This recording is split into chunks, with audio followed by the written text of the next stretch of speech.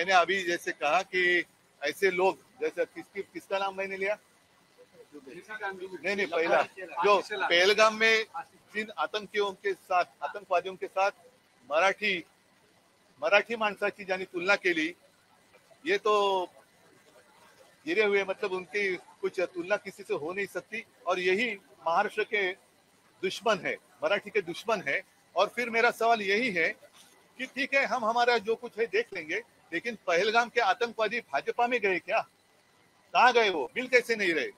तो शायद यही हो सकता है कि कोई कुछ भी करे और भाजपा में आता है तो वॉशिंग पाउडर भाजपा तो हाँ। और अभी नहीं इतना ही नहीं, लेकिन उनको शर्म भी नहीं आती। पाकिस्तान के खिलाफ पूरे दुनिया में आवाज उठाया, हमारे भी लोग एमपी उन्होंने वो लेके गए थे, अच्छी बात है, हमने तो समर्थन दिया था। लेकिन उसी पाकिस्तान के साथ अब खेल खेलते हुए इन लोगों को शर्म नहीं आती? हिंदुत्व और मराठी को एक कर रहे हैं और उनका कई नेताओं ने। सुनो, पहली बात ऐसी है कि हम किसी भाषा का विरोध नहीं कर रहे हैं। हम तो जबरन या सख्ती से हमारे ऊपर कुछ लादने की कोशिश कर रहे हैं, उसका हम विरोध कर रहे हैं। अब मैं कौन सी भाषा में आपके साथ बात कर रहा हूँ? हिंदी में तो कर रहा हूँ। हमारे सांसद यहाँ खड़े हैं, संसद में हिंदी में तो बोलते हैं। जबरदस्ती क्यों?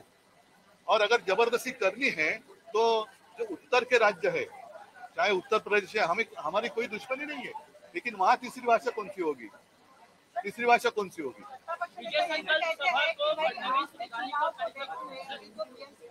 फिर उन्होंने जो जमावड़ा किया है वो नहीं उन्होंने वो छोड़ दो। उन्होंने जो जमावड़ा किया है, सब गुनेगार और जो भ्रष्ट लोगों को इकट्ठा किया है, साथ लिया है, वो किसको देखकर किया है?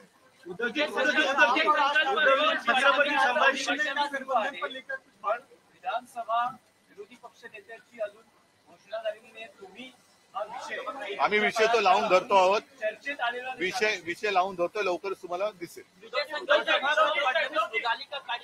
मैंने अभी कहा कि उनकी मानसिकता को समझना चाहिए।